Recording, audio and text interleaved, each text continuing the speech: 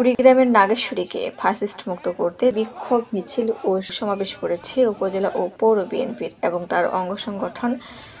জুলাই-আগস্ট বিপ্লবের চেতনায় ফ্যাসিস্ট মুক্ত নাগেশ্বরী বাস্তবায়নের লক্ষ্যে বুধবার বিকাল ৩টায় বিক্ষোভ মিছিলটি উপজেলার চত্বর মুক্ত মঞ্চ থেকে বের হয়ে শহরের গুরুত্বপূর্ণ সড়ক প্রদক্ষিণ করে একই স্থানে এসে সমাবেশে মিলিত হয়।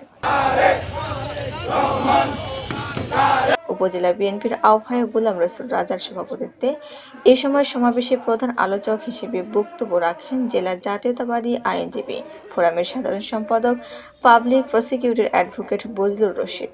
এছাড়াও উপজেলা বিএনপির সিনিয়র যুগ্ম আহ্বায়ক শফিউল আলম শফি, যুগ্ম আহ্বায়ক তানজিমুল ইসলাম কিরণ, মোজাম্মেল হক দূত, সদস্য সচিব মোখলেসুর রহমান, পৌর বিএনপির আহ্বায়ক আবুল কাশেম সরকার, সদস্য সচিব আজিজুল হক, উপজেলা এনসিপির আহ্বায়ক হাফিজুর রহমান খান জুয়েল, উপজেলা যুবদলের যুগ্ম আহ্বায়ক ফরহাদ হোসেন, পৌর যুবদলের আহ্বায়ক হাফিজুর রহমান, পৌর ছাত্রদলের আহ্বায়ক মিজানুর রহমান সহ আরও অনেকে বক্তব্য রাখেন।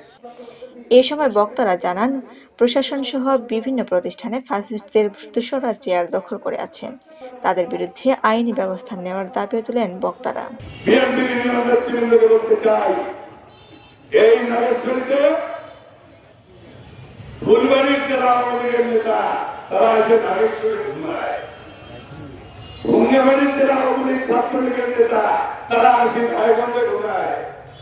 কুড়িগ্রাম সদরের যারা আওয়ামী লীগের নেতা তারা আসে বিতর্কে জমায়।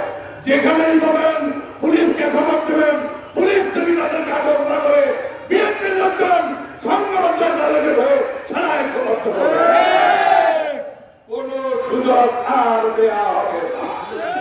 তাই আমরা আজকে ফ্যাসিস্ট মুক্ত নাগেশ্বরীর দাবিতে সকল অঙ্গ সংগঠন এবং অন্যান্য সংগঠনদের বলছি, আসুন এক কাতারে দাঁড়াই।